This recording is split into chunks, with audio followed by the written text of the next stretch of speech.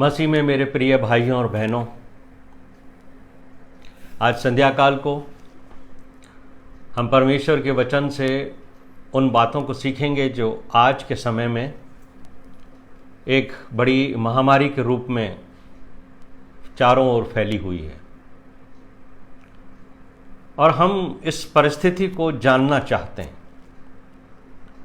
पिछले वर्ष 2020 में इस महामारी का नाम हमने सुना कोविड-19। पूरी दुनिया में यह महामारी फैल गई। जैसे सूरज की किरणें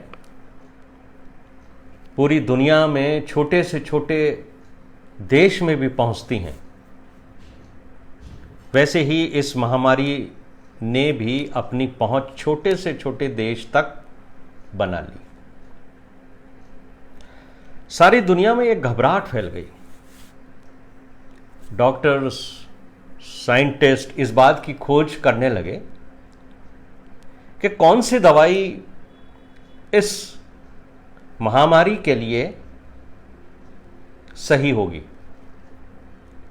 लेकिन बड़े आश्चर्य की बात है, कोई भी दवाई जो परफेक्ट दी जा सके इस महामारी में, वो डॉक्टर्स नहीं ढूंढ पाए। यानी उनकी जो सांसारिक उनका ज्ञान था वो इस महामारी के लिए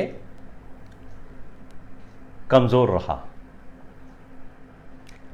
संसार में बहुत सारे लोग बीमार पड़ गए, बहुत सारे लोगों की मृत्यु हो गई,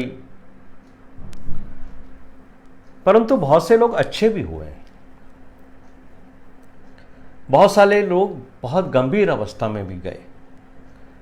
किसी भी व्यक्ति के बीमार हो जाने से, कोविड में आने से, आप उसके आत्मिक जीवन के बारे में कभी मत सोचिए, क्योंकि आपने देखा होगा इस बीमारी में बहुत से लोग जिनका जीवन बहुत अच्छा था वो भी बीमार पड़े, और जिनके लिए हम सोचते थे कि इनका जीवन इतना अच्छा नहीं है वो भी बीमार पड़े। किसी का बीमार पड़ने से उसके आत्मिक जीवन के बारे में आप मत विचार कीजिए, क्योंकि ये उस बारिश की तरह थी कि जो लोग बाहर होंगे वो बारिश में भीगेंगे। जो लोग बाहर हैं उनको इन्फेक्शन हुआ, और जो लोग अंदर रहे, कुछ नियमों की पालना की उन्होंने, वो इस बीमारी से बच गए।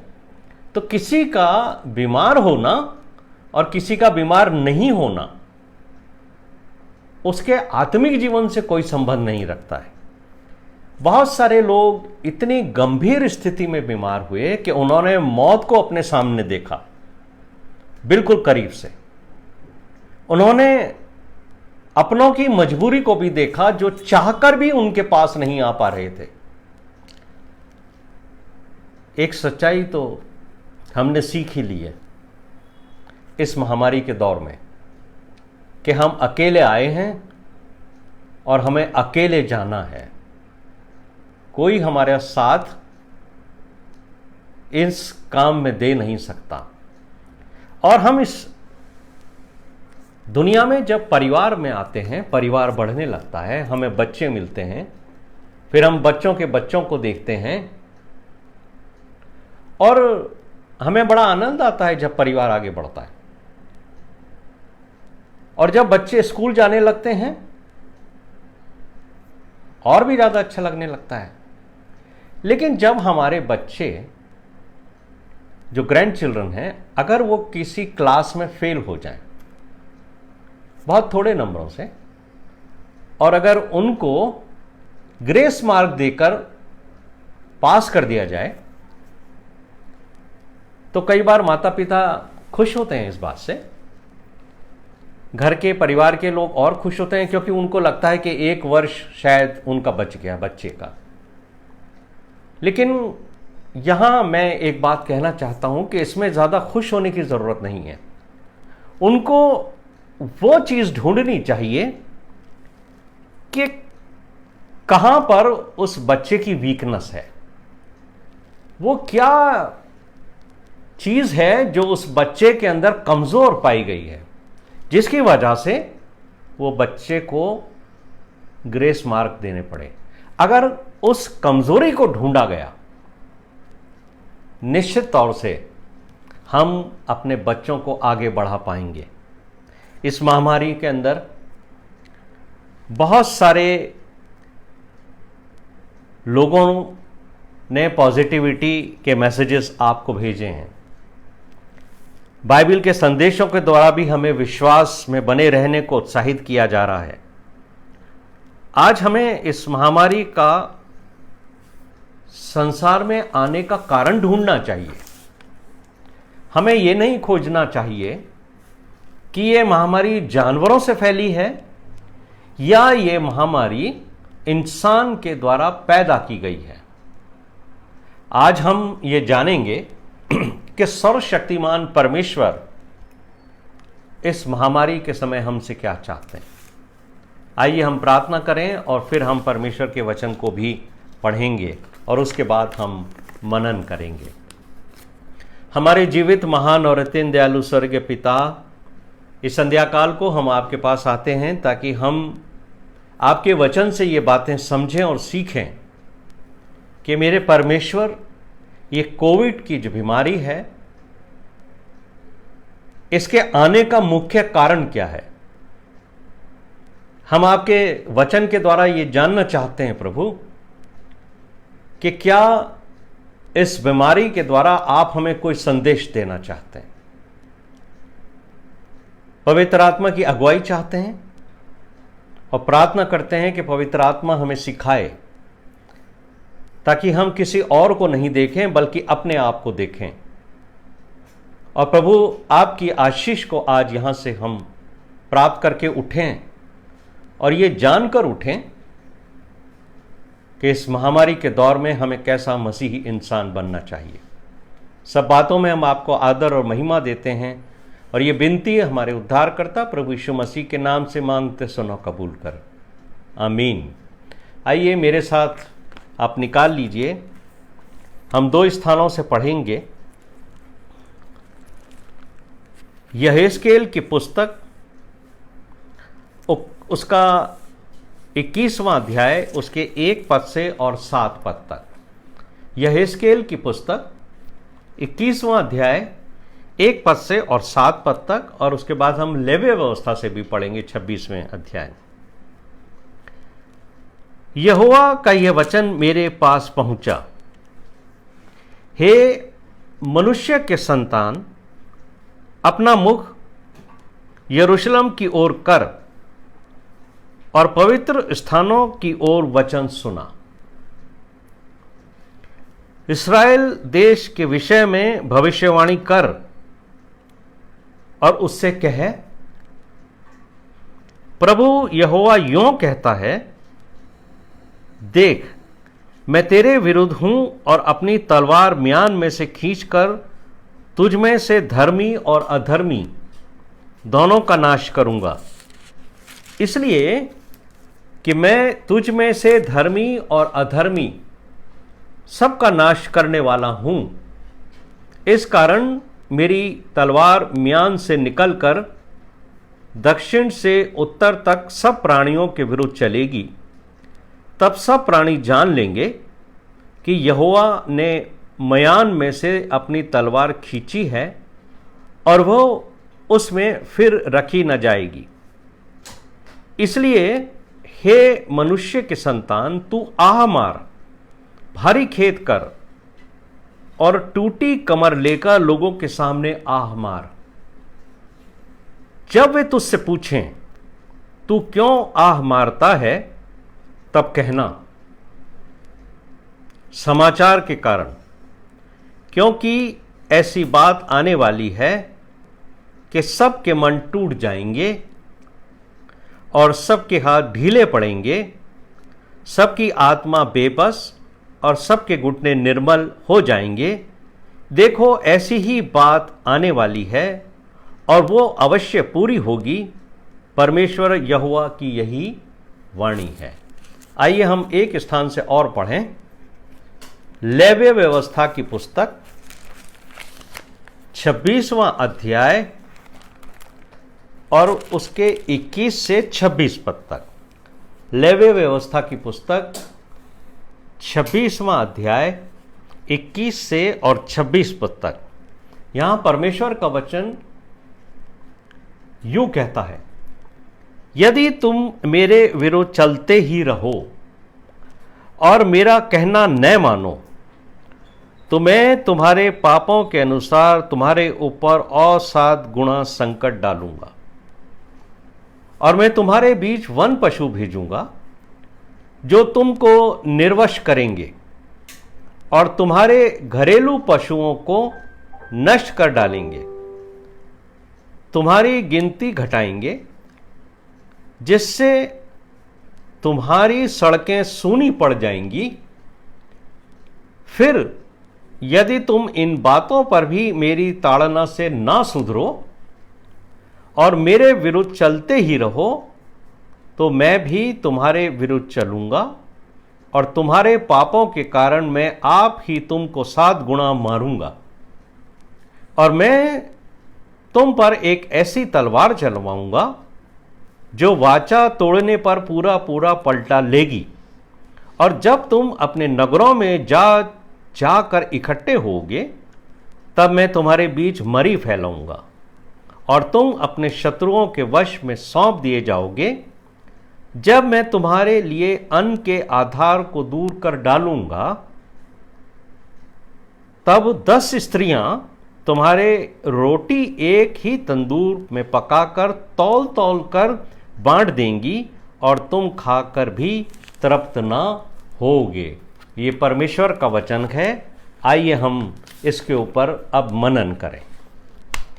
कई बार लोग पूछते हैं कि ये महामारी आई क्यों है।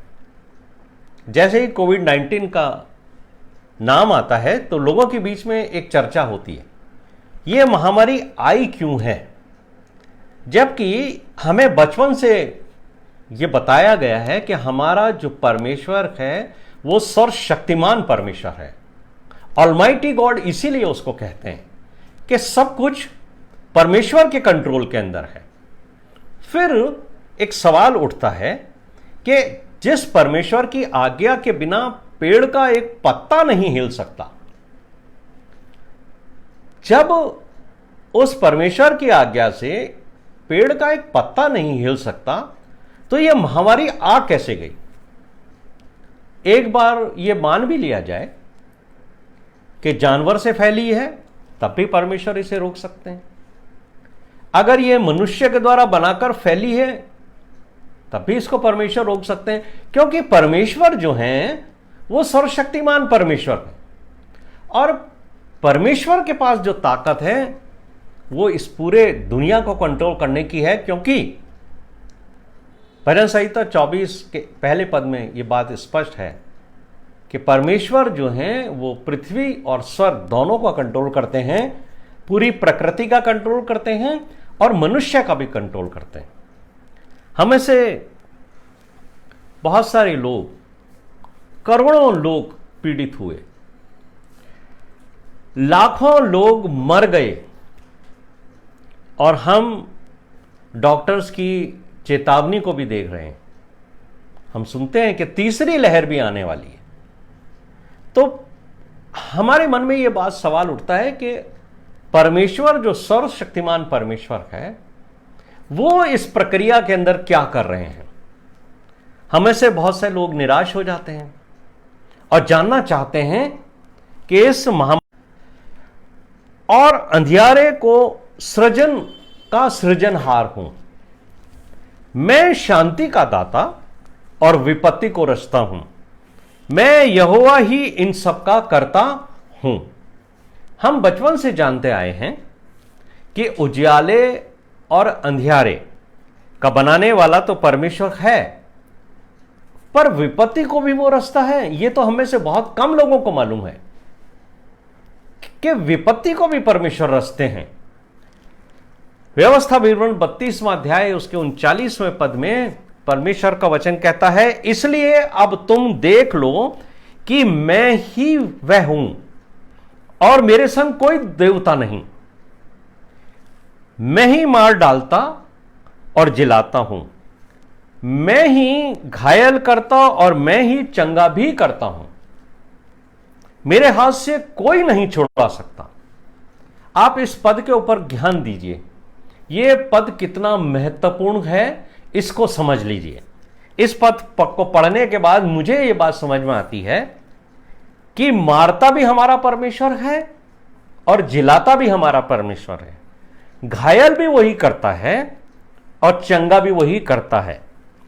और तो और एक बात और डराने वाली है जो यहां लिखी है कि यदि हम परमेश्वर के हाथ में पड़ जाएं, यदि हम परमेश्वर के हाथ में पड़ जाएं तो हमें कोई नहीं छुड़ा सकता।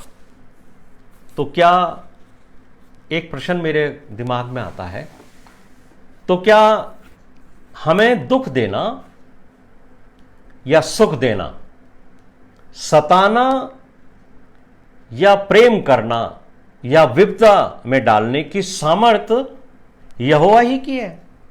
क्या ये जो सब चीजें हमारे जीवन में होती हैं, जब हमारे जीवन में दुख आते हैं, सुख आते हैं, विपदाएं आती हैं, सताव आता है, प्रेम आता है, तो क्या ये परमेश्वर की तरफ से है या किसी और वजह से है? अब सवाल ये उठता है, तो क्या महामारी परमेश्वर की ओर से आ सकती है? तो आज की विपत्तियां कहीं अंत समय के और इशारा तो नहीं करती हैं। मुझे और आपको इस बात में बहुत ध्यान देना चाहिए कि ये जो विपत्तियां आ रही हैं इन दिनों में, कहीं ये मुझे और आपको का इशारा जो है अंत के समय की ओर तो नहीं कर रही हैं। बाइबल हमें क्या बताती है? क्यों परमेश्वर महामारी को भेजते हैं, जबकि इस संसार में उसके अपने लोग हैं, धर्मी लोग हैं, जो दिन रात उससे प्रार्थनाएं करते हैं, जो उसकी दुहाई देते हैं। परमेश्वर के अपने लोग हैं, वो दिन रात उसकी दुहाई देते हैं। फिर ये महामारी संसार के ऊपर क्यों आती है? हिस्केल की पुस्तक 6 अध्याय उसके 11 और 12 पद में परमेश्वर का वचन ये कहता है, प्रभु यहोवा यूं कहता है, इस्राएल के घराने के सारे घिनौने कामों पर हाय, क्योंकि वे तलवार, भूख और मरी से नष्ट हो जाएंगे। पद 12 के 20 में जो पिछला हिस्सा है उसमें लिखा है, इस भांति मैं अपनी जलजलाहट उन पर पूरी रीति से उतारूंगा। यानी ये परमेश्वर के नियमों के विपरीत चलने वाले उन घिनौने कामों की वजह से परमेश्वर की ओर से परमेश्वर की जलजलाहट हमारे ऊपर आई है। लेवी व्यवस्था का 26वां अध्याय 21 से 26 पद हमने पढ़े। परमेश्वर का वचन स्पष्ट करता है, यदि तुम मेरे विरुद्ध चलते रहे, स्पष्ट बात कही है परमेश्वर ने, यदि तुम मेरे विरुद्ध चलते ही रहे तो मैं तुम्हारे पापों के अनुसार तुम्हारे ऊपर 7 गुना संकट डालूंगा, और यदि तुम मेरी ताड़ना से भी नहीं सुधरे तो मैं तुम पर ऐसी तलवार चलाऊंगा कि जब तुम अपने नगरों में जाकर इकट्ठा होगे तब मैं तुम्हारे बीच में मरी फैलाऊंगा। परमेश्वर के वचन में बड़ी अद्भुत बातें लिखी हुई हैं। लिखी कब हैं, लेकिन कब भविष्य में जाकर ये पूरी हो, ये मनुष्य को उस समय समझ में आता है जब ये पूरी होती हैं।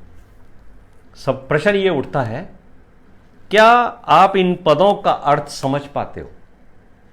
यदि मैंने और आपने परमेश्वर के नियमों को तुच्छ जाना है तो परमेश्वर हमें महामारी में डाल सकते हैं, और मनुष्य को महामारी में डालने के लिए वो ऐसी योजनाएं बनाते हैं, ऐसी परिस्थितियां पैदा करते हैं जो मनुष्य की सारी जानकारी में होते हुए भी ऐसे स्थान पर मनुष्य इकट्ठा होता है, मनुष्य वहां चला जाता है जहां परमेश्वर उनके बीच में महामारी को ले आते हैं। मैं एक उदाहरण देकर आपको समझा देना चाहता हूं। पिछले दिनों में हमारे देश में धार्मिक प्रक्रियाएं हुई, बहुत सारे लोग उन धार्मिक प्रक्रियाओं में इकट्ठा हुए।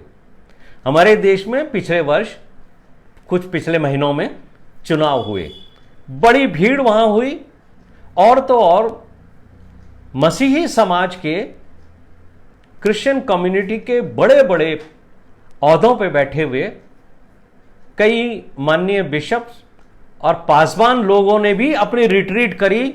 ये आपने अखबार में पढ़ा होगा, चर्च ऑफ साउथ इंडिया के ये सब लोग एक जगह इकट्ठा हुए।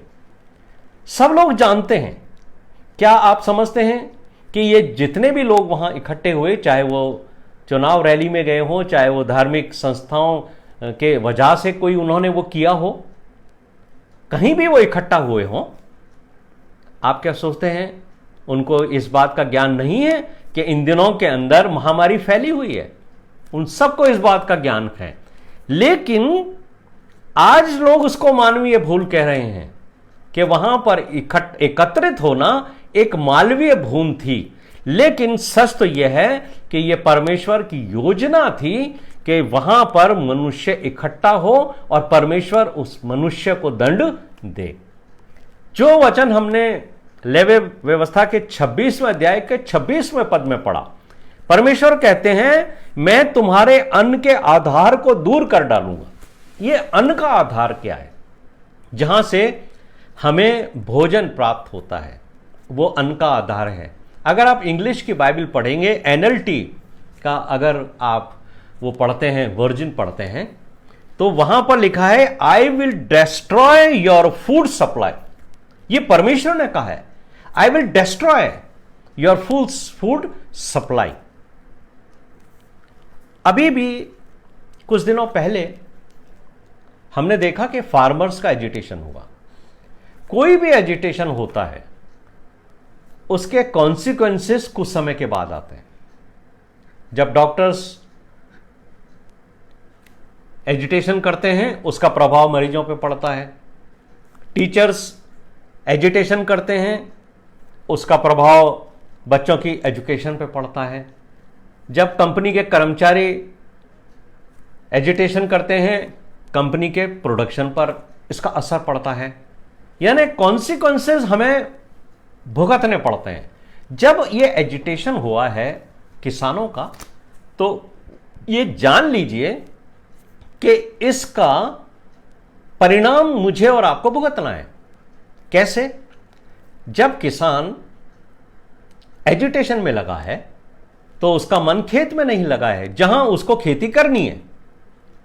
जब वो खेती नहीं करेगा तो निश्चित तौर से पैदावार उतनी नहीं होगी जितनी हर साल होती है, और उसका परिणाम यह होगा कि मैं और आप उसको, जब कम पैदावार होगी तो हम बहुत ज्यादा दामों में उसको खरीदने पे मजबूर हो जाएंगे।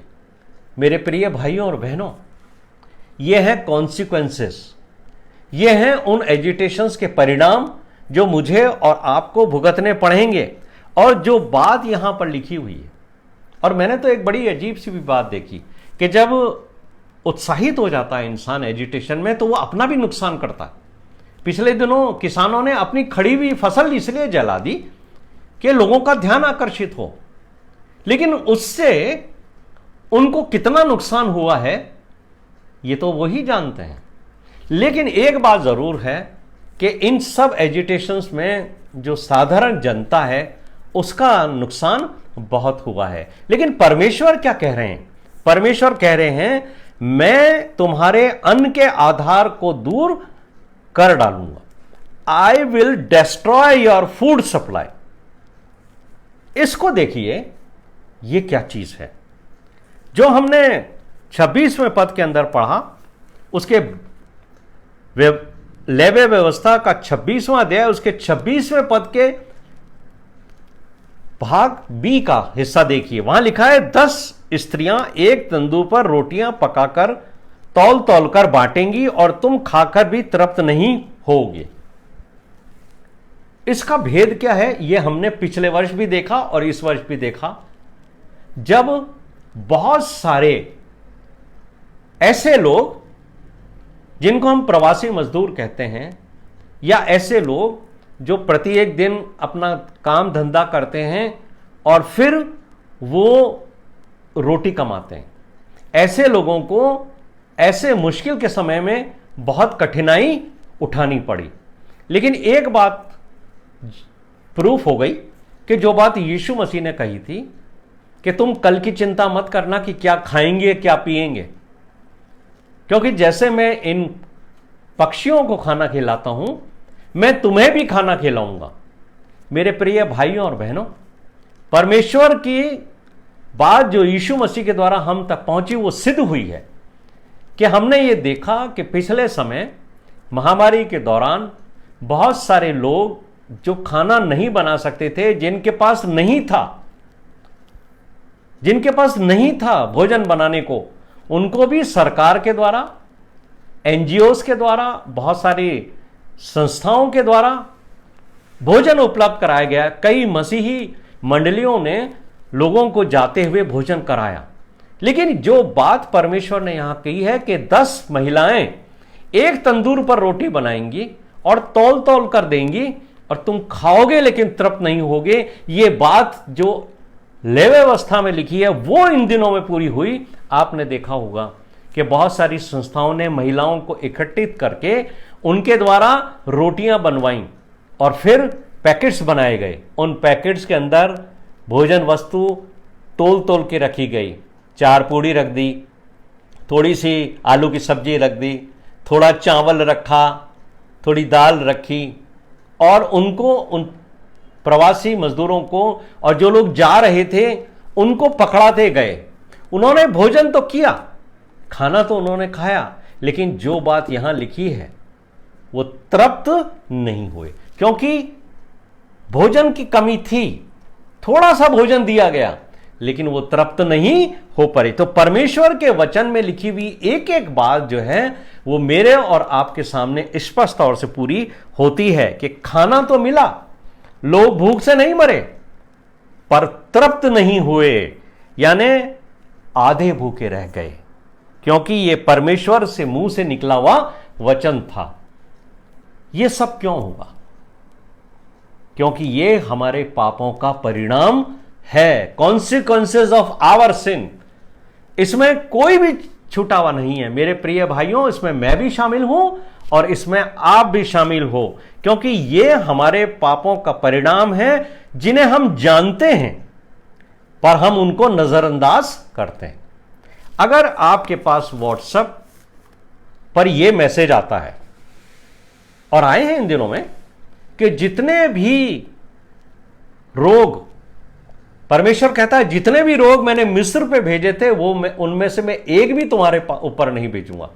हमें अच्छा लगता है जब हम ये सुनते हैं, तो हम कितने अच्छे हैं कि वो रोग जिससे मिस्री परेशान हो गए, दुखी हो गए, वो रोग परमेश्वर हमारे ऊपर कभी नहीं भेजेंगे। ऐसे संदेश पढ़कर बहुत से लोग प्रसन्न होते हैं, लेकिन कि हम पर कोई महामारी कभी नहीं आएगी।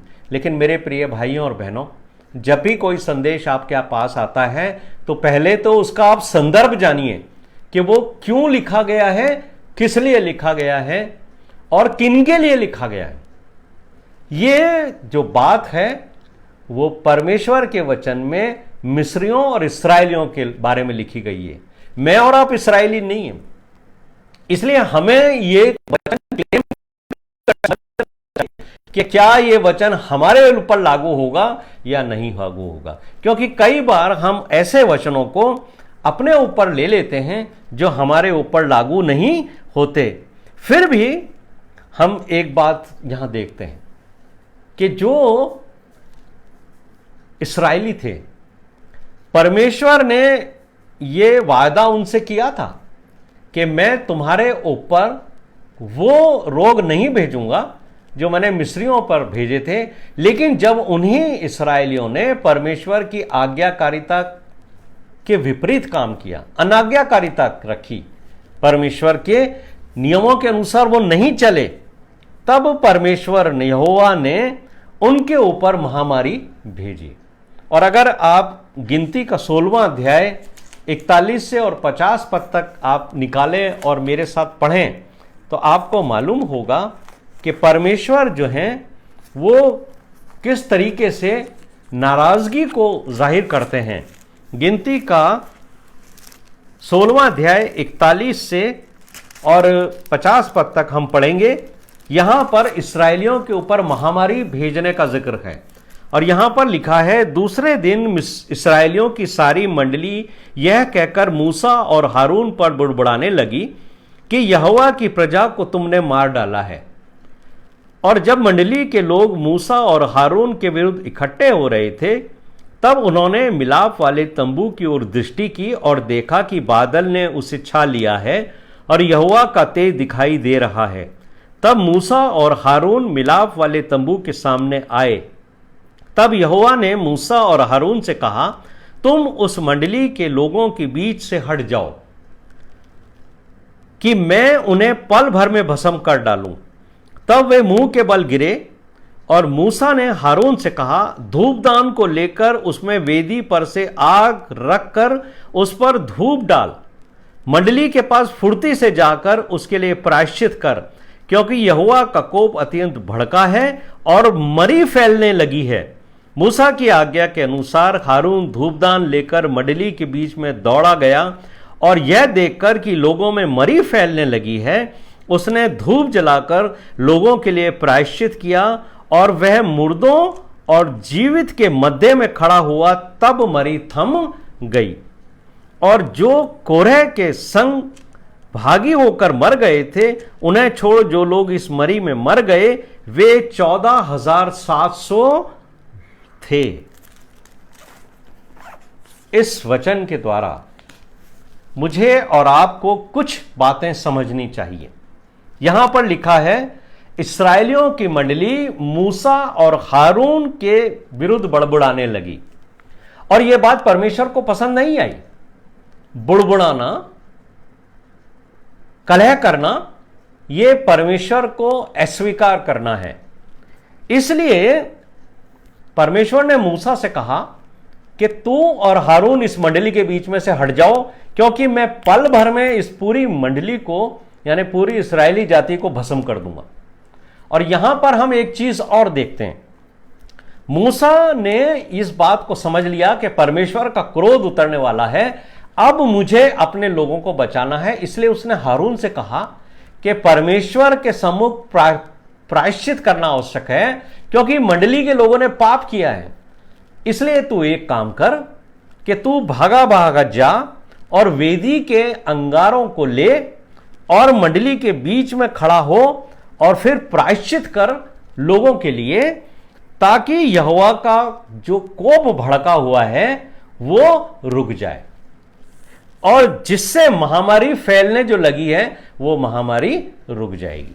तब क्या हुआ, हारून क्योंकि याजक था, हर किसी को वेदी के अंगारों को छूने की इजाजत नहीं थी। सिर्फ हारून जो वेदी के पास जा सकता था, वेदी के अंगारों को छू सकता था, वो भागा भागा गया और धूप जलाने के लिए उसने अंगारों को लिया। और फिर 48वें पद के अंदर ये लिखा है कि वो मुर्दों और जीवित लोगों के बीच में खड़ा हुआ, उसने प्रायश्चित किया, तब मरी रुक गई। महामारी उस समय रुकी जब हारून ने उन लोगों के लिए प्रायश्चित किया। और यहां लिखा है इस महामारी में 14,700 लोग मर गए। अब तक जितनी भी बात हमने सुनी है मेरे प्रिय भाइयों और बहनों, हमने ये जान लिया है कि परमेश्वर की आज्ञा नहीं मानने के वजह से हमारे ऊपर दंड आते हैं और लोगों को वो संसार में से मिटा देता है। सबसे पहले परमेश्वर ने लोगों को उनके चाल चलन के लिए कब दंड दिया था, याद है आपको? जब नूह के समय में परमेश्वर ने यह देखा था कि सारी जो पृथ्वी है वो पाप से भर गई है, तब परमेश्वर ने संपूर्ण पृथ्वी पर से 8 लोगों को छोड़कर सारे मानव जाति को समाप्त कर दिया था। ये परमेश्वर का क्रोध बताता है। उसके बाद परमेश्वर ने पूरी संसार को नहीं नष्ट किया, लेकिन दो शहरों को नष्ट किया था, और वो दो शहर थे सदोम और अमोरा। वहां पर परमेश्वर ने आग बरसाई थी, और आग की वजह से वो दोनों जो शहर थे वो नष्ट हो गए थे। और तीसरी बार परमेश्वर ने, हमने पढ़ा, महामारी के द्वारा वो दंड दे रहा है, यानी जो इस्राएलियों से लेकर आज के समय तक परमेश्वर के क्रोध का परिणाम है, उसके रूप में हम देख रहे हैं कि परमेश्वर का क्रोध हमारे ऊपर महामारी के रूप में आज भी आ रहा है। एक बार दाऊद ने भी ऐसी गलती करी थी। उसने इस्राएलियों की गिनती करा ली थी, जबकि परमेश्वर ने अब्राहम से कहा था कि अगर कोई इन तारों को गिन सकता है या समुद्र के बालू के जर्रों को गिन सकता है, तो वो तेरी संतान को भी गिन सकेगा। और दाऊद ने ये गलती की।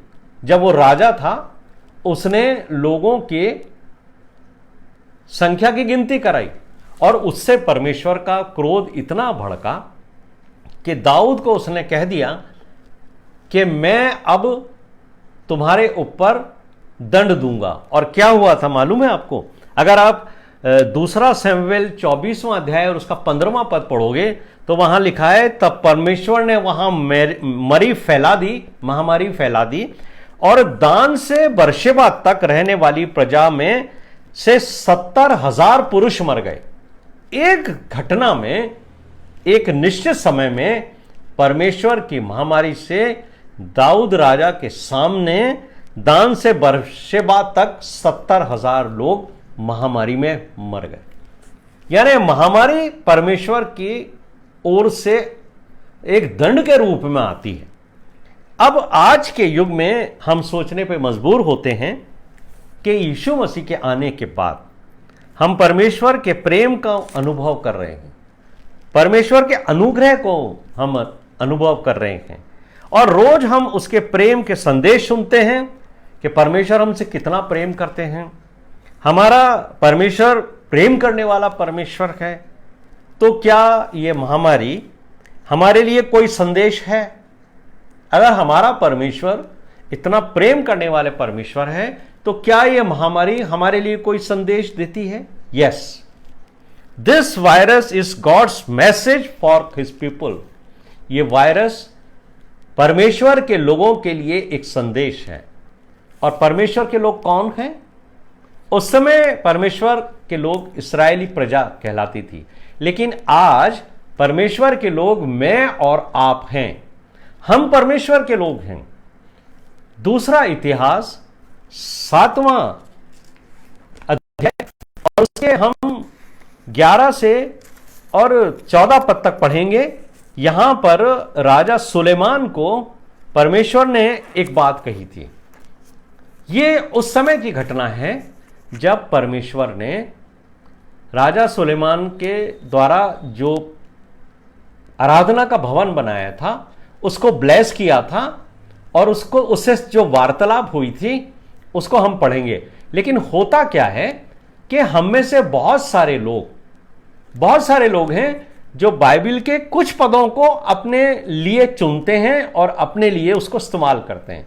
क्योंकि हम मसीही लोग हैं, हम लोगों की एक आदत है कि हम बाइबल में से पिक एंड चूज के अनुसार जो हमें अच्छे लगते हैं पद, वो तो हम उठा लेते हैं, जो हमें अच्छे नहीं लगते हैं उनको हम छोड़ देते हैं। तो इसको पढ़ने के बाद आपको मालूम होगा कि ये पद किन लोगों के लिए लिखे गए हैं। देखिए, दूसरा इतिहास 7वां अध्याय उसके 11वें पद से मैं पढ़ूंगा। यों सुलेमान यहोवा के भवन और राजभवन को बना चुका, और यहोवा के भवन में और अपने भवन में जो कुछ उसने बनाना चाहा उसमें उसका मनोरथ पूरा हुआ। तब यहोवा ने रात में उसको दर्शन देकर उससे कहा, मैंने तेरी प्रार्थना सुनी और इस स्थान को यज्ञ के भवन के लिए अपनाया है। ये बात हम में से बहुत सारे लोग कई बार क्लेम करते हैं और कई बार हम इसको पढ़ते हैं और हमें अच्छा लगता है। इसके बाद जो पद पढ़ा जाता है वो 14वां पद पढ़ा जाता है, 13वां पद हम नहीं पढ़ते हैं। और 14वें पद को हम क्यों पढ़ते हैं? क्योंकि जब हम ये पढ़ते हैं कि परमेश्वर ने राजा सुलेमान से ये कहा था कि तेरा ये भवन मैंने यज्ञ के लिए स्वीकार किया है, तब हमें ये बात अच्छी लगती है जो 14वें पद में लिखी है कि तब यदि मेरी प्रजा के लोग जो मेरे कहलाते हैं दीन होकर प्रार्थना करें और मेरे दर्शन के खोजी होकर अपनी बुरी चाल से फिरें, तो मैं स्वर्ग में से सुनकर उनके पाप क्षमा करूंगा और उनके देश को ज्यों का त्यों कर दूंगा। लेकिन मेरे प्रिय भाइयों और बहनों, ये 14वां वचन क्लेम करने से पहले मुझे और आपको ये जानना जरूरी है कि परमेश्वर ने राजा सुलेमान को क्या वार्निंग दी थी। मैं और आप उस वार्निंग को पढ़ना नहीं चाहते जो परमेश्वर ने राजा सुलेमान को कही थी। वो 13वें पद में लिखी है, आप उसे पढ़िए और फिर 14वां पद पढ़िए। देखिए क्या लिखा है। परमेश्वर कहते हैं, यदि मैं आकाश को ऐसा बंद करूं, ये परमेश्वर के सार्वभौमिकता है, उसके कंट्रोल में है कि वो आकाश को बंद करेगा तो वर्षा नहीं होगी। यदि मैं आकाश को बंद करूं कि वर्षा ना हो या टिड्डियों को देश उजाड़ने की आज्ञा दूं। टिड्डियां आती हैं और देश को उजाड़ देती हैं। तो यहां पर यह बात लिखी हुई है कि परमेश्वर ही आकाश को बंद करता है तो वर्षा नहीं होती, और वर्षा नहीं होती है तो अकाल पड़ता है क्योंकि धन नहीं उगता। और अगर टिड्डियां आती हैं और टिड्डियां परमेश्वर भेजता है, जैसे उसने इस्राएल में भी भेजी थी, तो मुझे और आपको मालूम है कि टिड्डियों को भेजकर परमेश्वर खड़ी फसल को बर्बाद कर सकता है। तो यहां पर भी परमेश्वर कहते हैं, या टिड्डियों को देश उजाड़ने की आज्ञा दूं। अब जो बात परमेश्वर के वचन में लिखी है वो बहुत महत्वपूर्ण है, ध्यान से सुनिए। या प्रजा में मरी फैलाऊं, यानी परमेश्वर ने इस्राएल के राजा सुलेमान को स्पष्ट तौर से कहा कि मैं अगर वर्षा ना भेजूं ये तुम्हारे लिए दंड होगा, अगर मैं टिड्डियां भेज के तुम्हारा खेत खराब करूं ये तुम्हारे लिए दंड होगा, और अगर मैं महामारी फैलाऊं तब ये 3 कंडीशंस हैं। अगर ये मैं करने जा रहा हूं तब यदि मेरी प्रजा के लोग जो मेरे कहलाते हैं दीन होकर प्रार्थना करें और मेरे दर्शन के खोजी होकर अपनी बुरी चाल से फिरें, तो मैं स्वर्ग में से सुनकर उनका पाप क्षमा करूंगा। यहां परमेश्वर ने जो बात कही है वो महत्वपूर्ण है कि ये सब मेरी ओर से तुम्हारे ऊपर दंड के रूप में आएंगे। लेकिन तब शब्द को हम भूल जाते हैं, यदि हम जो आज परमेश्वर की प्रजा कहलाते हैं दीन होकर प्रार्थना करें, परमेश्वर के दंड के खोजी हो और अपनी बुरी चाल से फिरें, तब परमेश्वर हमारे ऊपर से ये महामारी हटाएंगे। क्या कहता है परमेश्वर का वचन मुझे और आपको कि यदि मेरी प्रजा के लोग जो मेरे कहलाते हैं तो मैं स्वर्ग से सुनकर तुम्हारा पाप क्षमा करूंगा। I will hear from heaven and I will forgive their sin and heal their land. लेकिन आज हमारे सामने समस्या ये है कि हम किस बात के लिए क्षमा मांगें। बहुत सारे लोग हैं जिनको लगता है हमने कोई पाप ही नहीं किया। परमेश्वर कहता है दीन होकर मेरे सामने आके क्षमा मांगो। हमें लगता ही नहीं है कि हमने कोई ऐसा पाप किया जिसकी वजह से हम क्षमा मांगे। पुराने नियम का परमेश्वर अपने लोगों को अपनी प्रजा कहता था, लेकिन नए नियम का जो परमेश्वर है, न्यू टेस्टामेंट का परमेश्वर, वो अपने लोगों को यीशु मसीह का बदन कहता है। यानी आज की तारीख में हम बॉडी ऑफ क्राइस्ट कहलाते हैं। इसी को कलीसिया कहा जाता है। जब मैं और आप यीशु मसीह का बदन हैं तो हमें यह देखना और ढूंढना है कि हमने ऐसे कौन से काम किए हैं जो परमेश्वर की दृष्टि में पाप ठहरे। अगर हम में से एक व्यक्ति ने भी, क्योंकि यहां जब हम बदन हैं तो एक उंगली में तकलीफ होती है तो पूरे बदन में तकलीफ होती है। एक आदमी पाप करता है तो उसका परिणाम पूरे शरीर को भुगतना पड़ता है। इसलिए जब हम ये बात पढ़ते हैं तो मेरे प्रिय भाइयों और बहनों, हमें यह समझना चाहिए कि हमने ऐसा कौन सा काम किया है जो परमेश्वर की दृष्टि में पाप ठहरा है, ताकि हमें यह मालूम पड़े कि पिता परमेश्वर हमसे क्यों इतना क्रोधित हैं। हम पिता परमेश्वर से क्षमा मांग लें, अपना चाल चलन हम सुधार लें, ताकि परमेश्वर का क्रोध शांत हो जाए। हमने यानी हमारे से पहले की जो पीढ़ी थी ना, उसने एक बड़ी गलती करी है।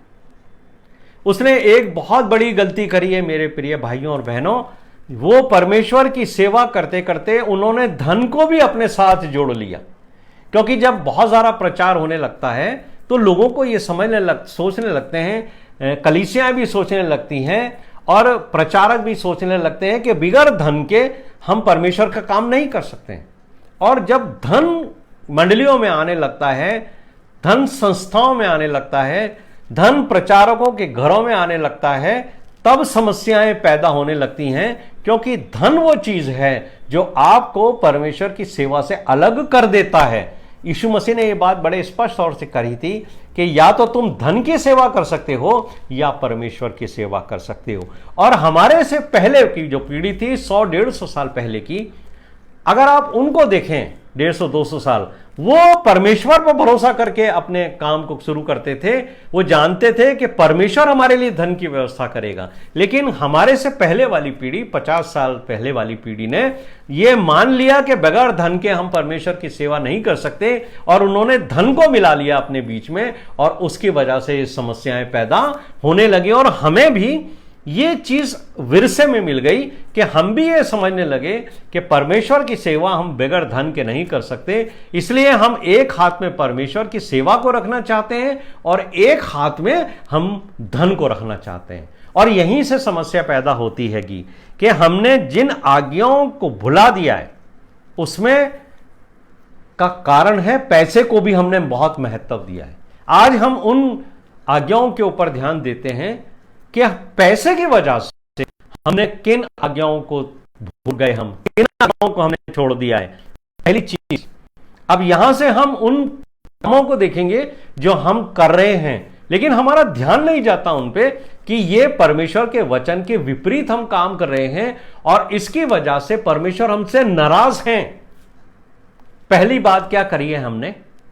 ये बात शुरू होती है परमेश्वर की वो आज्ञा से जो उसने भूमि की पैदावार को लेकर दी थी। लेवी व्यवस्था का 25वां अध्याय 3 और 4 पद के अंदर परमेश्वर ने एक बहुत महत्वपूर्ण आज्ञा दी थी इस्राएलियों को। परमेश्वर ने आज्ञा दी थी कि देखो 6 वर्ष तक अपना खेत जोतना, लेकिन 7वें वर्ष तुम्हारी भूमि को परमेश्वर का विश्राम काल मिलना चाहिए। यानी 7वां वर्ष भूमि के लिए रेस्ट करने का समय होगा। परमेश्वर ने आज्ञा दी थी 6 वर्ष तक तुम्हारे को भूमि की जुताई करनी है, लेकिन 7वां वर्ष भूमि के लिए परमेश्वर की ओर से विश्राम का वर्ष रहेगा। उसमें ना तो अपना खेत बोना और न ही अगर उसमें कोई खेती है, उसमें दाख लगी हुई है, अगर उसके अंदर कोई पैदावार है तो आप उसे छोड़ देना, क्योंकि उससे जानवर भी खाना खा लेंगे और गरीब जो हैं वो भी उससे पेट भर लेंगे, लेकिन खेती नहीं होनी चाहिए 7वें वर्ष। आज मनुष्य पैसे का इतना लोभी हो गया है कि 7वें वर्ष में भी आज हम भूमि के ऊपर खेती करते हैं, और वो लोग जो परमेश्वर के वचन से अनजान हैं वो तो करते ही हैं, लेकिन जो हमारे मसीही भाई बहन हैं जो खेती करते हैं वो भी 7वें वर्ष अपनी खेती को जोतते हैं। और तो और आज विज्ञान ने तरक्की की है और लोगों को और विशेषकर किसानों को उत्साहित किया जाता है कि आप जो हैं वो एक वर्ष में 3-3, 4-4 पैदावार ले सकते हैं। तो मनुष्य किसान जो है वो धन के लालच में आकर एक वर्ष में 3-3, 4-4 पैदावार ले रहा है, और इस धन को कमाने के चक्कर में वो 7वें वर्ष की आज्ञा को भूल चुका है, जिसमें परमेश्वर ने कहा था कि इस भूमि को जिसको मैंने मनुष्य की वजह से श्राप दिया है, परमेश्वर ने मनुष्य की वजह से आदम की वजह से भूमि को श्राप दिया था। लेकिन अगर आप रोमियो का अध्याय पढ़ोगे, रोमियो के पुस्तक में लिखा है कि ये भूमि भी तड़पती है, करहाती है, और उस श्राप से जो परमेश्वर ने उसको दिया है उससे वो भी आजाद होने की इच्छा रखती है। दूसरी बात कि सीधे सीधे उन लोगों ने जो मसीही किसान हैं, क्रिश्चियन फार्मर्स हैं, उन्होंने 7वें वर्ष भूमि को छोड़ने की जो आज्ञा थी उसको छोड़ दिया।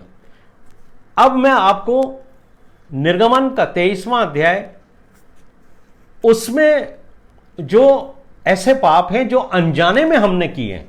कई बार हम ऐसे पाप करते हैं जिसका हमें भान नहीं होता और हमारे से अनजाने में वो हो जाते हैं। मैं आपको 1-2 पाप बताता हूं जो आज भी हम कर रहे हैं। और वो क्या है? परमेश्वर ने ये आज्ञा दी थी जब उसने 7वें वर्ष के लिए मना किया था कि खेती मत करना, तब परमेश्वर ने यह भी कहा था कि तुम अपने दास दासियों को भी विश्राम के दिन के अंदर कोई काम मत देना। किंतु आज हम देखते हैं कि हमें तो सप्ताह का विश्राम चाहिए।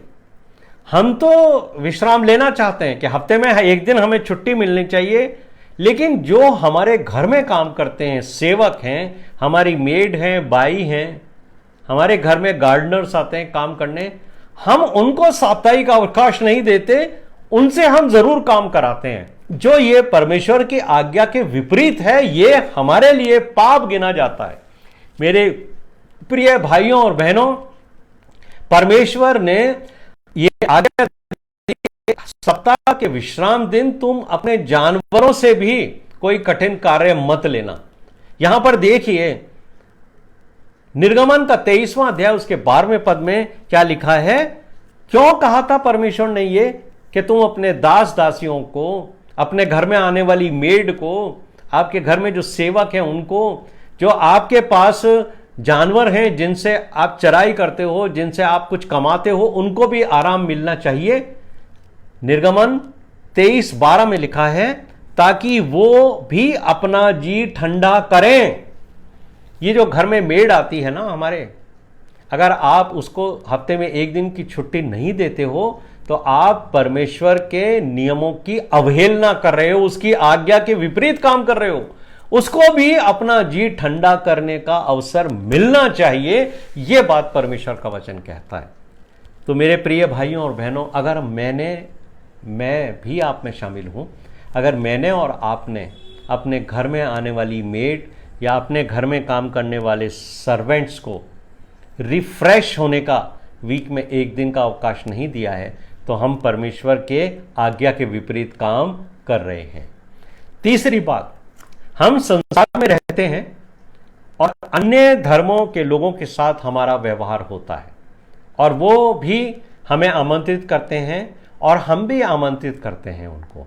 और आजकल तो ऐसे प्लेटफॉर्म बनाए गए हैं जिसमें सर्वधर्म सम्मेलन होते हैं और लोग आपको बुलाते हैं और वहां पर एक ही बात की चर्चा होती है कि सब धर्म समान है, सबका रास्ता एक है, सबका परमेश्वर एक है। इसलिए वो आपको उत्साहित करते हैं और आपके सामने वो दीपक जलाते हैं और आपको भी दीपक के सामने खड़ा करके दंडवत कराते हैं और आप भी ऐसे धार्मिक सम्मेलन में सब जाकर उनके दीपकों के आगे अपने सर झुकाते हो।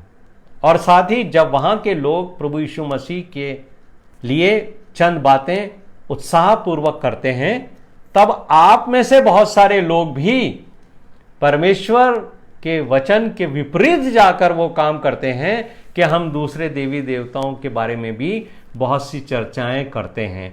जबकि परमेश्वर का वचन निर्गमन के 23वें अध्याय के 13वें पद में आपको सख्त हिदायत देता है। वहां क्या लिखा है? हर एक विश्वासी को इस आज्ञा का दुष्परिणाम भुगतना पड़ता है, क्योंकि अनजाने में यह भी पाप आप कर रहे हैं। क्या लिखा है वहां निर्गमन का 23वां अध्याय उसका 13वें पद में? दूसरे देवताओं के नाम की चर्चा मत करना, वरन वे तुम्हारे मुंह से सुनाई भी ना दें। परमेश्वर कहता है तुम दूसरे देवी देवताओं की चर्चा करो, ये तो बहुत बड़ी बात है, मैं तुम्हारे मुंह से उनके नाम भी नहीं सुनना चाहता। ये भी एक तरह का अपराध और पाप है जो हम इस तरह के सभाओं में जाकर अनजाने में करते हैं। इससे भी मुझे और आपको बचना है। चौथा पाप जो हम बाइबल की शिक्षा के विपरीत करते हैं वो है अन्य जातियों में अपने बेटों का विवाह करना, जिसके लिए परमेश्वर ने स्पष्ट तौर से मना किया था। ना तो अपनी बेटियों को अन्य जातियों में देना और न ही अन्य जातियों की बेटियों को अपने बेटों के साथ विवाह संबंध में लेना। क्यों मना किया था? क्योंकि परमेश्वर का वचन कहता है कि वो तुम्हारे बेटों को अपने देवताओं के सम्मुख आकर्षित करेंगी और जब वो जाकर अपने देवताओं को नमन करेंगी तो वो तुम्हें भी साथ में ले जाकर अपने देवताओं के आगे तुमसे भी दंडवत कराएंगी। और पुरुष का ये स्वभाव है कि जब पुरुष जो है वो अपनी पत्नी के प्रेम में इतना उत्साहित होता है कि उसकी पत्नी उसको जहां लेके जाती है वो वहां जाता है। और हम बाइबल के उतने बड़े बड़े राजाओं के जीवनों को देखते हैं जिन्होंने अन्य जाति महिलाओं से विवाह किया और उसके बाद उनके देवी देवताओं के पास जाकर दंडवत किया और परमेश्वर के क्रोध उनके ऊपर आया। लेकिन बाइबल मुझे और आपको एक बात के लिए और उत्साहित करती है और वो है रूथ की जैसी लड़की।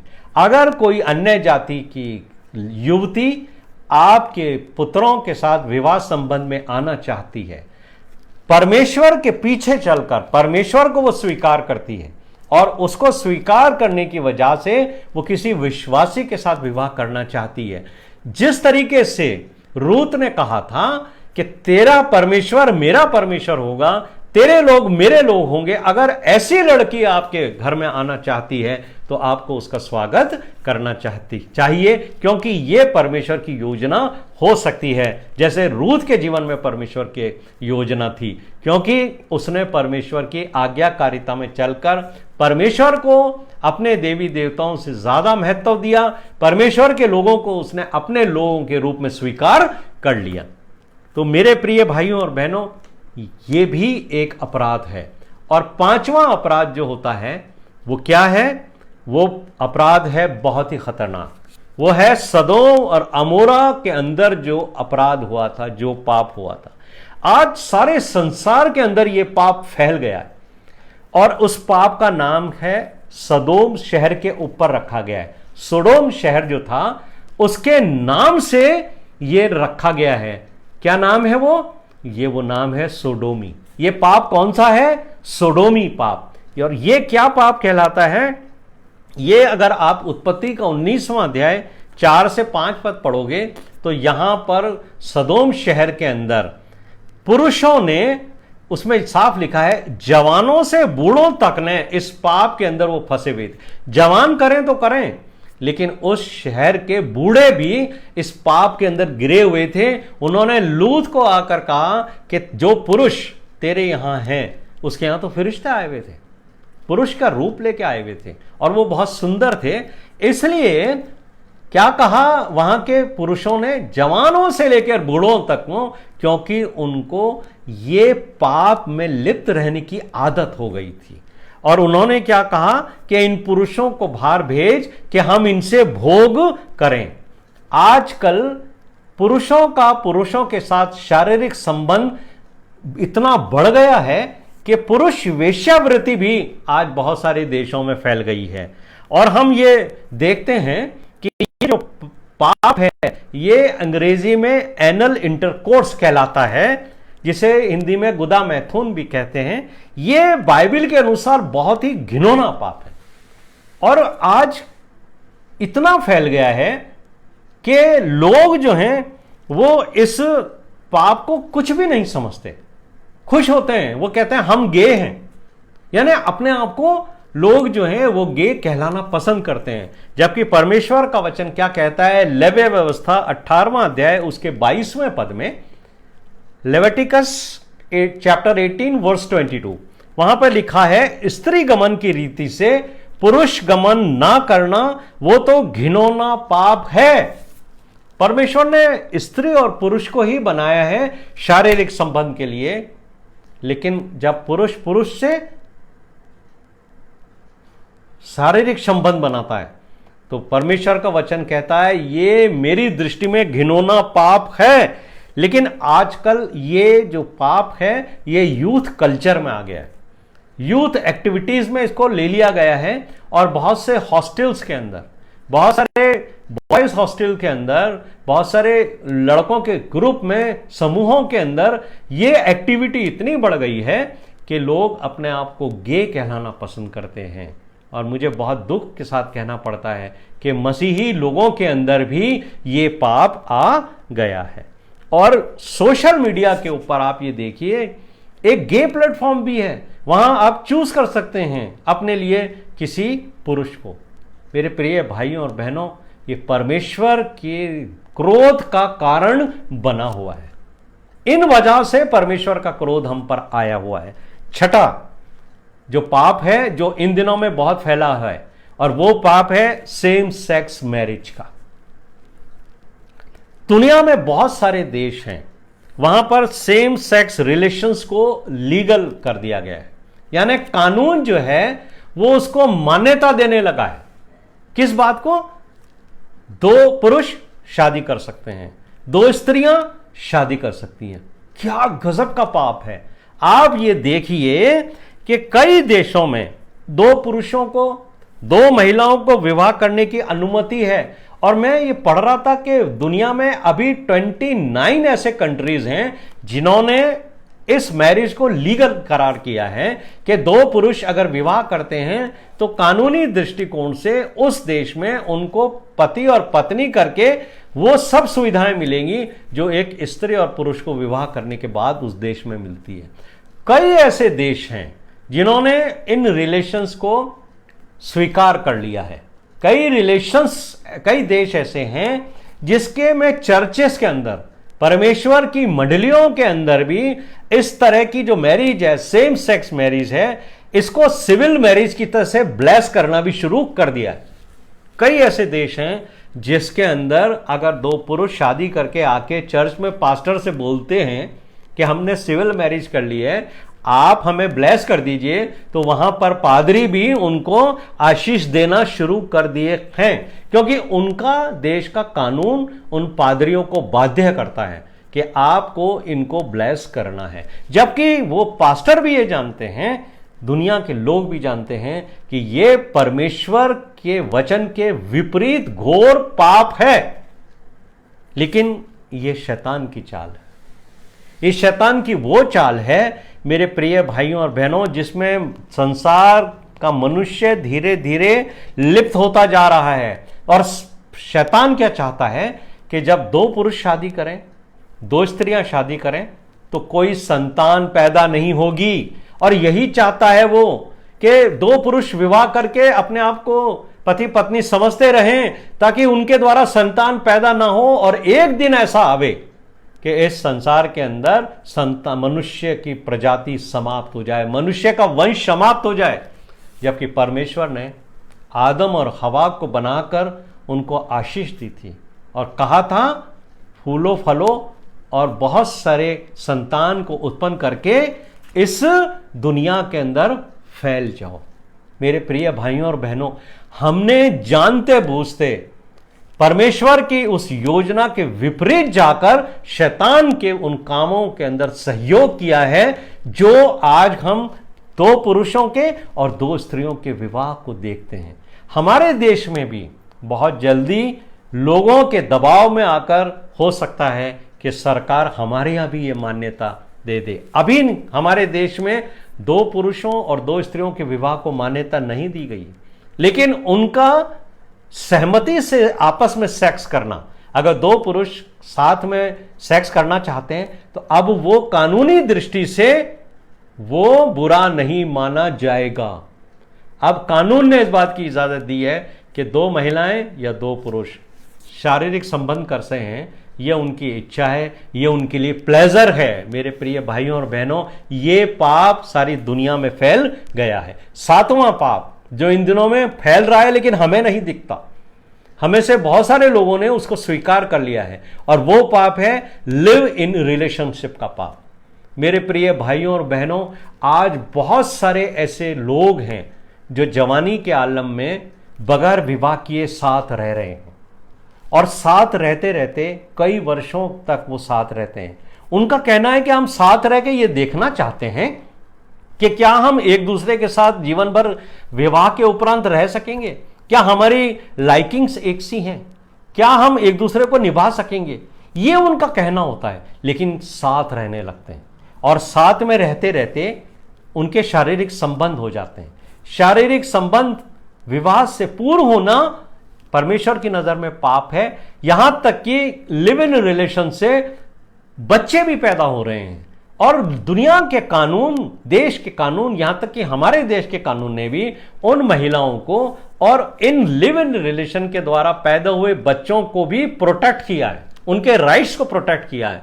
इससे उन महिलाओं को और उन पुरुषों को जो आज समाज के अंदर हैं, लिव इन रिलेशंस के अंदर साथ साथ रहने की एक तरह से लोगों को परमिशन मिल गई और लोग रह रहे हैं। और बड़े शहरों में यह कल्चर बहुत तेजी से फैल रहा है। मेरे प्रिय भाइयों और बहनों, आप याद रखिए कि परमेश्वर का वचन हमसे क्या कहता है। पहला थिस्सलुनीकियों 4 अध्याय उसके 3 पद में परमेश्वर का वचन कहता है, पौलुस कहते हैं, परमेश्वर की ये इच्छा है कि तुम पवित्र बनो, अर्थात व्यभिचार से बचो। अब आप ये देखिए कि व्यभिचार से हम बचेंगे कैसे? जब लिव इन रिलेशनशिप में रहेंगे तो व्यभिचार से बच नहीं सकते। क्यों? क्योंकि पुरुष की ये इच्छा होती है कि वो स्त्री को छुए, और जैसे ही वो स्त्री को छूता है उसके मन में उसके साथ शारीरिक संबंध बनाने की एक इच्छा पैदा होती है, तीव्र इच्छा होती है, और यही इच्छा स्त्री के मन में भी होती है। और जब दोनों एक दूसरे को छूते हैं, टच करते हैं, तब वो शारीरिक संबंध बनाने की ओर बढ़ते चले जाते हैं। और परमेश्वर का वचन क्या कहता है? पौलुस हमें समझाते हैं, एक चेतावनी देते हैं पौलुस। पहला कुरिन्थियों 7वां अध्याय उसके 2 पद में क्या लिखा है? व्यभिचार के डर से हर एक पुरुष की पत्नी और हर एक स्त्री का पति हो। पौलुस समझा रहे हैं हर पत्नी स्त्री को कि देखो, व्यभिचार का डर पुरुष और स्त्री में समान है, इसलिए हर पुरुष को इस व्यभिचार के पाप में पड़ने से बचने के लिए उसे विवाह कर अपने लिए एक पत्नी को लाना चाहिए, और हर स्त्री व्यभिचार से बचने के लिए विवाह संबंध में जाए, विवाह करे और अपने लिए पति लाए, ताकि पति और पत्नी जब शारीरिक संबंध करते हैं तो अगर वो विवाह पूर्व करते हैं तो ये परमेश्वर की दृष्टि में व्यभिचार है, और अगर वो विवाह के उपरांत शारीरिक संबंध करते हैं तो ये परमेश्वर की दृष्टि में आशीष है, क्योंकि परमेश्वर इसी आशीष के द्वारा उनको उनका वंश दिखाता है। और पुरुषों के लिए स्पेशल बात कही गई है। पहला कुरिन्थियों 7वां अध्याय उसके पहले पद में पौलुस ने पुरुषों को वार्न किया है। क्यों, क्या वार्न किया है? पुरुषों को वो ये कहते हैं कि पुरुष स्त्री को ना छुए, छूने तक की मनाही है। हम जो पुरुष हैं उनको स्त्रियों को छूने से की मनाही है, क्योंकि जैसे ही आप स्त्री को छुओगे आपके मन में एक तीव्र इच्छा होगी, और ये छूने का जो आकर्षण है, पुरुष इस आकर्षण से बच नहीं सकता है।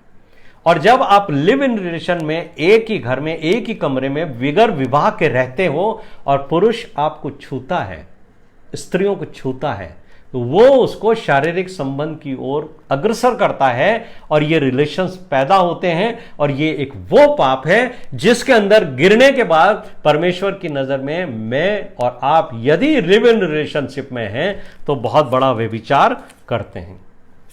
8वां जो पाप है जो इन दिनों में बहुत बढ़ रहा है, और मैं कहूंगा कि मसीहों में भी बढ़ रहा है, वो है डाइवोर्स का पाप। मेरे प्रिय भाइयों और बहनों, ये जो डाइवोर्स का पाप है, विवाह के विच्छेद हो जाने का, इससे परमेश्वर बेहद नाराज होते हैं और मसीहों के अंदर बढ़ रहा है। और मैं ये देख रहा हूं कि मसीहों के अंदर पिता और माता यानी पेरेंट्स भी बच्चों को उत्साहित कर रहे हैं। अगर थोड़े दिन में, विवाह के कुछ दिनों के उपरांत पति पत्नी में कोई अनबन होती है तो दुनिया के दूसरे लोग तो उनके बीच के अंदर आके समस्याएं पैदा करें, लेकिन पिता और माता भी उत्साहित करते हैं कि विवाह का संबंध तोड़ दिया जाए। जबकि यीशु मसीह क्या कहते हैं? मत्ती का 19वां अध्याय उसके 6 पद में यीशु मसीह ने कहा है कि जिन्हें परमेश्वर ने जोड़ा है मनुष्य उन्हें अलग ना करे। यह वार्निंग है, यह प्रभु यीशु मसीह की आज्ञा है कि जिनको परमेश्वर ने जोड़ा है उनको कोई मनुष्य अलग ना करे, ना माता पिता, ना रिश्तेदार, ना कोई और। मेरे प्रिय भाइयों और बहनों, परमेश्वर विवाह विच्छेद से बहुत सख्त नाराज होता है। और परमेश्वर का वचन क्या कहता है? मलाकी नबी की पुस्तक, जो पुराने नियम की सबसे आखिरी पुस्तक है, उसके 2 अध्याय के 16वें पद में परमेश्वर ने कहा है, परमेश्वर कहता है मैं स्त्री त्याग से घृणा करता हूं। क्यों? क्योंकि परमेश्वर कहता है मैं तुम्हारे विवाह में साक्षी हुआ था। आप इस शब्द के ऊपर ध्यान कीजिए। परमेश्वर कहता है अगर तुमने स्त्री को त्यागा या स्त्री पुरुष को त्यागे विवाह के बाद, तो परमेश्वर कहता है मैं घृणा करता हूं इस कृत्य से, इस कार्य से। क्या कहता है परमेश्वर? मैं स्त्री त्याग से घृणा करता हूं। कोई भी पुरुष अपनी स्त्री को त्यागने से पहले यह ध्यान रखे कि परमेश्वर इस कार्य से घृणा करता है। कोई भी स्त्री परमेश्वर के भय में जो जीवन व्यतीत करती है, याद रखे कि वह अपने पति को कभी ना छोड़े। परमेश्वर कहता है तुम्हारे विवाह में मैं साक्षी हुआ था, तुम बगैर मेरी परमिशन के अपना विवाह विच्छेद कर कैसे सकते हो? जब तुम मेरी वेदी के सामने आए थे, तुमने मेरी वेदी पर सामने आकर के अपने आप को मेरी उपस्थिति में पति और पत्नी करके ग्रहण किया था। अब तुम मेरी अनुपस्थिति में अलग होना चाहते हो? क्या तुमने मेरी इच्छा जानने की कोशिश करी कि क्या तुम को मालूम है कि मुझे विवाह विच्छेद से घृणा होती है? मेरे प्रिय भाइयों और बहनों, परमेश्वर का वचन मुझे और आपको डोमेस्टिक वायलेंस के लिए भी वार्न करता है। मेरे प्रिय भाइयों और बहनों, परमेश्वर का वचन मुझे और आपको कहता है डोमेस्टिक वायलेंस नहीं होना चाहिए। और पुरुषों को और स्त्रियों को दोनों के लिए परमेश्वर का वचन क्या कहता है? कुलुसियों का 2 अध्याय उसके 19वें पद में परमेश्वर का वचन पुरुषों को एक हिदायत देता है, हे पत्नियों अपनी अपनी पत्नी से प्रेम रखो। यह कंडीशन है कि आपको जितने पति हैं उनको अपनी पत्नी से प्रेम रखना पड़ेगा। आप यह नहीं कह सकते कि मेरी पत्नी मेरी आज्ञाकारिता में नहीं रहती, मेरी पत्नी मेरी बात नहीं सुनती, मेरी पत्नी मेरे कहे अनुसार काम नहीं करती है। नहीं, परमेश्वर ने कहा है तुम अपनी अपनी पत्नी से प्रेम रखो। यह नहीं कहा है तुम्हें रखना चाहिए। हर पुरुष को जो मसीही है, जो क्रिश्चियन हस्बैंड्स हैं, उनके लिए ये रूल फ्रेम हुआ है कि आपको अपनी पत्नी से प्रेम रखना है। और दूसरी बात क्या लिखी है? उनसे कठोरता ना करो। कठोरता का मतलब है डोमेस्टिक वायलेंस। कभी अपनी पत्नी पर हाथ नहीं उठाओगे, कभी उसे प्रताड़ित नहीं करोगे। यह परमेश्वर की आज्ञा है। इसलिए जो मसीही पुरुष अपनी पत्नी के ऊपर हाथ उठाते हैं, उसको पीटते हैं, उसको भद्दी गाली देते हैं, अपने मुंह से उसको धिक्कारते हैं, यह सब डोमेस्टिक वायलेंस में आता है। और परमेश्वर इस पाप का मुझे और आपको दंड देगा। इसी तरीके से महिलाओं को भी याद रखें, महिलाएं भी डोमेस्टिक वायलेंस करती हैं। यह ना सोचें कि महिलाएं प्रताड़ित होती हैं, पुरुष उनको प्रताड़ित करते हैं। बहुत से पति ऐसे हैं जिनको उनकी पत्नियां भी प्रताड़ित करती हैं। देखिए परमेश्वर का वचन क्या कहता है? प्रोवर्ब्स 21वां अध्याय उसके 19वें पद में पत्नियों के लिए भी लिखा है। नीति वचन 21 अध्याय उसके 19वें पद में परमेश्वर का वचन कहता है झगड़ालू और चिढ़ने वाली पत्नी के संग रहने से जंगल में रहना उत्तम है। यानी ऐसी पत्नियां हैं, मसीह परिवारों में भी हैं, जो ना सिर्फ अपने पति और बच्चों से, अपने सास ससुर से झगड़ती हैं बल्कि चिढ़ती भी हैं। तो झगड़ने वाली और चिढ़ने वाली जो पत्नियां हैं वो भी डोमेस्टिक वायलेंस की अपराधी हैं। मेरे प्रिय भाइयों और बहनों, ऐसे ऐसे बहुत सारे पाप हैं जो हमने किए हैं और हम जानते हैं कि इन्हीं के कारण परमेश्वर का क्रोध हम पर भड़का हुआ है। ये जो परमेश्वर का क्रोध है, ये जो महामारी मेरे और ऊपर आई हुई है, ये इसका कारण है कि परमेश्वर का क्रोध हमारे ऊपर इसलिए भड़का हुआ है कि ये जो पाप मैंने आपको गिनाए वो हम बड़े आराम से कर रहे हैं और हम ये सोचते ही नहीं है कि ये पाप हैं, क्योंकि हमारी दृष्टि में ये पाप नहीं। अब जबकि हम जान गए कि ये सारी विपदाएं हमारे अपने पापों और कुकर्मों की वजह से आई हैं, तब हम सबको अब क्या करना चाहिए? हमने ये तो जान लिया है कि ये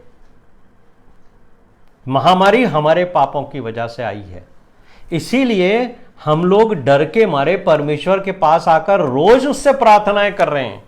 सारी जातियां, अन्य जाति के लोग भी, सब धर्म के लोग जो हैं अपने अपने देवता को पुकार रहे हैं, मदद के लिए याद कर रहे हैं।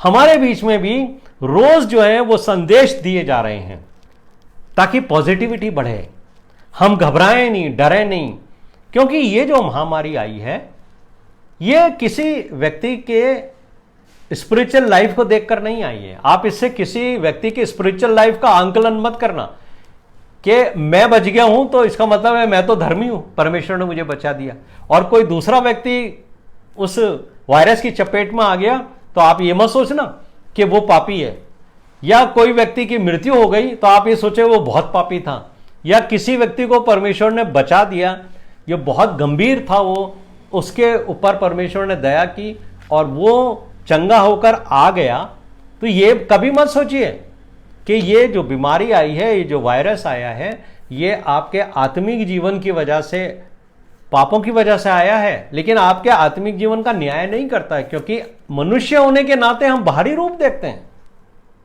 लेकिन परमेश्वर हमारे मनों को जानता है। इसलिए अब हमें क्या करना चाहिए? और मैं जब पिछले दिनों योना नबी की घटना को ध्यान से पढ़ रहा था, तो जब हम इस योना नबी की घटना को पढ़ते हैं तो हमारा ध्यान पूरा योना के ऊपर जाता है कि किस तरीके से परमेश्वर ने उसको अपनी आज्ञा के रूप में भेजा ताकि वो जाकर लोगों में प्रचार करे। लेकिन हम देखते हैं कि वो भाग गया, जाना कहां था, चला किसी और गया, लेकिन परमेश्वर ने उसको किस रीति से समुद्र में डलवाया, फिर मछली ने उसको पकड़ा और फिर मछली ने उसको उस स्थान पर उगल दिया जहां उसको परमेश्वर ले जाना चाहता था। हम यहीं तक देखते हैं और योना के जीवन से के ऊपर हम उंगली उठाते हैं कि देखो योना कैसा था, योना ने परमेश्वर की आज्ञा नहीं मानी, इसलिए परमेश्वर ने उसको वहीं भेजा, बोले नहीं तेरे को मेरा काम तो करना ही पड़ेगा। लेकिन इसके बाद क्या हुआ उस पर हम कम ध्यान देते हैं, जिस पर मुझे और आपको आज ध्यान देने की जरूरत है कि जब योना ने प्रचार किया तब उस देश के अंदर क्या हुआ। आइए हम इस घटना को देखते हैं, क्योंकि यह जो महत्वपूर्ण बात है, योना की घटना से परमेश्वर हमें क्या सिखाना चाहते हैं वो मुझे और आपको समझना है कि जो प्रचार योना ने किया था उसका क्या परिणाम निकला, उसका क्या रिस्पॉन्स लोगों ने दिया।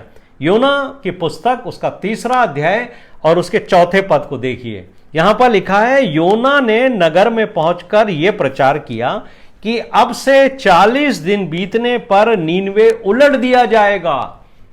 क्या प्रचार किया योना ने? सुनो, जितने नीनवे के रहने वाले हैं सुनो परमेश्वर क्या कहता है। आज के 40 दिन के बाद, 40 दिन का अवसर है तुम्हारे पास, परमेश्वर तुम्हारे इस देश को उलट देगा, यानी तुम सबका अंत आ जाएगा। 5वें पद में लिखा है, तब नीनवे के लोगों ने परमेश्वर के वचन की प्रतीति की। परमेश्वर के वचन की प्रतीति की उन्होंने। क्या किया?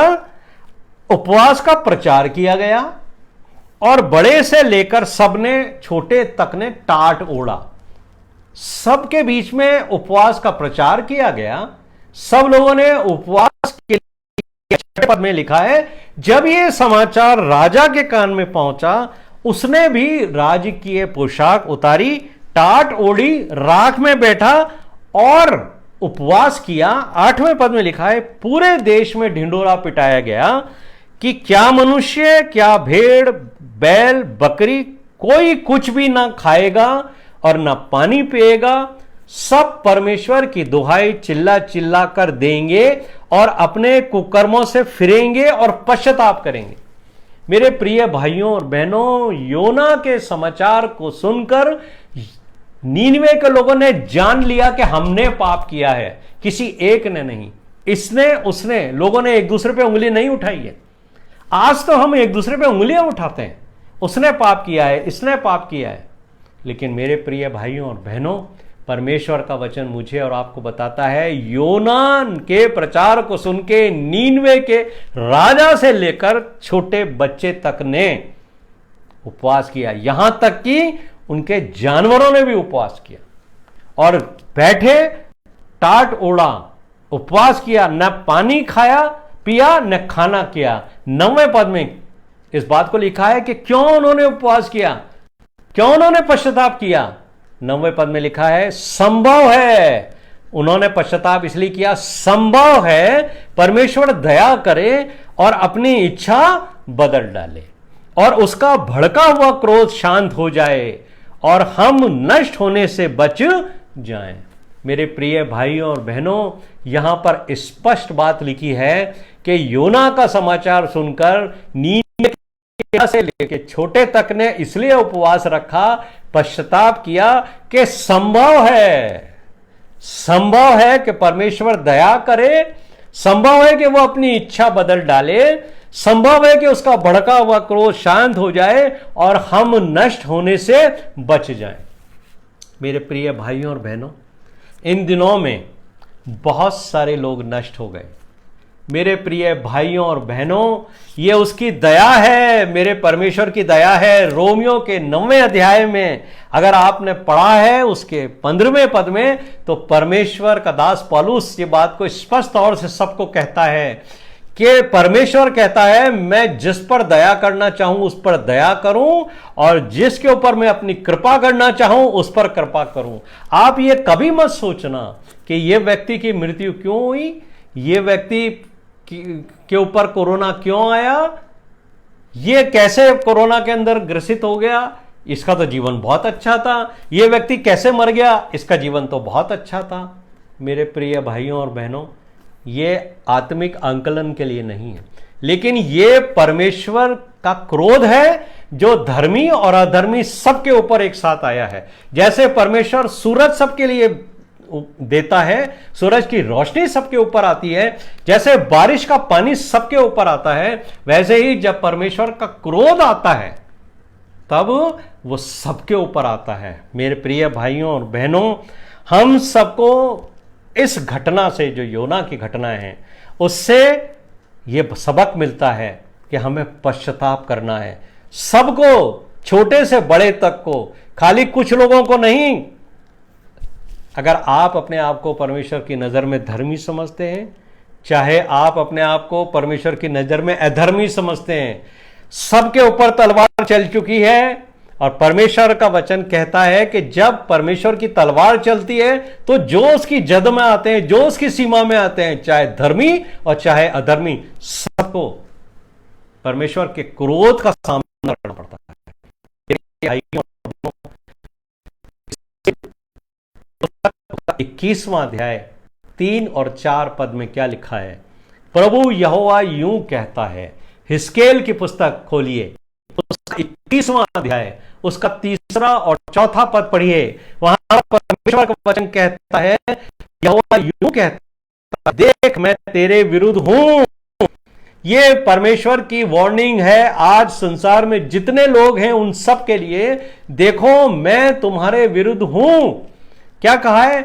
अपनी तलवार म्यान में से खींचकर तुम में से धर्मी और अधर्मी दोनों का नाश करूंगा। तलवार निकाल ली है परमेश्वर ने, और परमेश्वर ने क्या कहा है? स्पष्ट लिखा है, मैं धर्मी और अधर्मी दोनों का नाश करूंगा। 4 पद में क्या लिखा है? इसलिए कि मैं तुझ में से धर्मी और अधर्मी दोनों का नाश करने वाला हूं। इस कारण मेरी तलवार म्यान में से निकलकर दक्षिण से उत्तर तक सब प्राणियों के विरुद्ध चलेगी। दुनिया के एक कोने से लेकर दुनिया के दूसरे कोने तक पूरी पृथ्वी के ऊपर कोई देश ऐसा बाकी नहीं है जहां पर परमेश्वर की तलवार महामारी के रूप में नहीं चली है, जहां पर कोई ऐसा देश नहीं, कोई ऐसा शहर नहीं है जिसके अंदर लोगों का प्राण नहीं गया इस महामारी की वजह से, चाहे वो धर्मी हो चाहे वो अधर्मी हो। परमेश्वर कहता है कि जब मैं अपनी तलवार चलाऊंगा तो उसकी जद में धर्मी और अधर्मी सब आएंगे, सबका नाश होगा। हिस्केल की पुस्तक 20वां अध्याय उसके 47वें पद में क्या लिखा है? हिस्केल नबी की पुस्तक 20वां अध्याय 47वां पद, यहोवा यूं कहता है, मैं तुझसे आग लगाऊंगा। परमेश्वर कहता है मैं तुझ में आग लगाऊंगा और तुझ में क्या हरे और क्या सूखे। परमेश्वर कहता है मेरे क्रोध की आग भड़केगी, और जब क्रोध की आग भड़केगी तो उसमें क्या हरे और क्या सूखे जितने पेड़ हैं सबको वो भस्म करेगी, उसकी धधकती ज्वाला ना बुझेगी। परमेश्वर का वचन यही कहता है। जीवित परमेश्वर के हाथ में भयंकर बात है। इब्रानियों का लिखने वाला कहता है our god is a consuming fire, वो भस्म करने वाली आग है। इसलिए ये हिस्केल 20:47 में परमेश्वर कहता है मैं तुझ में आग लगाऊंगा और तुझ में क्या हरे क्या सूखे जितने पेड़ हैं सबको मैं भस्म करूंगा, और धधकती ज्वाला मेरी ना बुझेगी, और उसके कारण दक्षिण से उत्तर तक सबके मुख झुलस जाएंगे, सबके मुंह झुलस जाएंगे। और 48वें पद में परमेश्वर का वचन कहता है तब सब प्राणी को सूझ पड़ेगा कि ये आग यहोवा की ओर से लगाई हुई है और वो कभी ना बुझेगी। मेरे प्रिय भाइयों और बहनों, यहां पर परमेश्वर ने स्पष्ट तौर से किया है कि जब मेरे क्रोध की आग भड़केगी तो हरे पेड़ भी और सूखे पेड़ भी, धर्मी और अधर्मी सबको वो भस्म करेगी, और वो कभी नहीं बुझेगी। कब बुझेगी? जो बात परमेश्वर ने सुलेमान से कही थी कि यदि मेरे लोग जो मेरे कहलाते हैं मसीही लोग, ये वार्निंग परमेश्वर की मुझे और आपको है कि हम जो ये कहते हैं कि हम मसीह के लोग हैं, अपने आप को नम्र करें, अपनी बुरी चाल से फिरें, अपने पापों को स्वीकार करें, पापों का पश्चाताप करें, एक साथ मिलकर दुआ करें और उपवास का दिन ठहराएं। हम सब एक साथ उपवास करें और माने कि ये महामारी मेरी वजह से आई है, मैं हूं पापी, गिड़गिड़ाकर परमेश्वर के सामने रोएं, तब शायद संभव है कि परमेश्वर हम पर दया करे और यह महामारी हमारी इस दुनिया से चली जाए। क्योंकि इस महामारी के बारे में किसी एक व्यक्ति को कुछ पता नहीं, ये कहां से आई है, ये कैसे जाएगी, कोई दवा कारगर नहीं, कोई व्यक्ति अपने आप से चंगा नहीं हो सकता। सिर्फ परमेश्वर का अनुग्रह है। जिन पर परमेश्वर दया करना चाहे वो चंगे होके आ गए, जिन पर परमेश्वर आशीष देना चाहे वो वापस बलवंत हो रहे हैं, और जिन पर परमेश्वर कृपा कर रहे हैं वो वेंटिलेटर पे उठ के आ रहे हैं। लेकिन इसका ये मतलब नहीं है कि जितने धर्मी हैं वो बचे और जितने अधर्मी हैं वो मर गए। परमेश्वर स्पष्ट कहता है कि जब मेरे क्रोध की अग्नि भड़कती है तो उसमें धर्मी और अधर्मी सबों का नाश होगा। आइए हम प्रार्थना करें, परमेश्वर के पास जाके रोएं, गिड़गिड़ाएं और जानें कि ये विपदा और आपदा और महामारी मेरी वजह से आई है। हे प्रभु, मुझे क्षमा कर दे, मैंने वो काम किए हैं अनजाने में जो मुझे नहीं करने चाहिए थे, और उसकी वजह से हे मेरे परमेश्वर ये पूरी पृथ्वी तेरे क्रोध के नीचे आ गई है। दया कर मेरे परमेश्वर, दया कर। हमारे जीवित महान और अत्यंत दयालु स्तर के पिता, हम आपका धन्यवाद देते हैं प्रभु, इस वचन के द्वारा आपने हम में से बहुत सारे लोगों के हृदय में वो आग पैदा की है कि हम अपने जीवन को देखें। अभी तक हम दूसरों को देखते रहे हैं प्रभु। मेरे परमेश्वर इस आग में हम में से हर एक झुलसने वाला है, क्योंकि हम पापी हैं, हमने पाप किया है। हे परमेश्वर, हम इस पाप भरी जीवन से बाहर आना चाहते हैं। हम स्वीकार करते हैं कि ये विपदा और ये महामारी मेरे वजह से आई है, मेरे पापों की वजह से आई है। अब मेरे प्रभु, मैं इनको सिर्फ छोड़ूंगा नहीं, बल्कि अपने चाल चलन को सुधारूंगा। अब दोबारा कभी इन पापों की ओर नहीं जाऊंगा, बल्कि मेरे परमेश्वर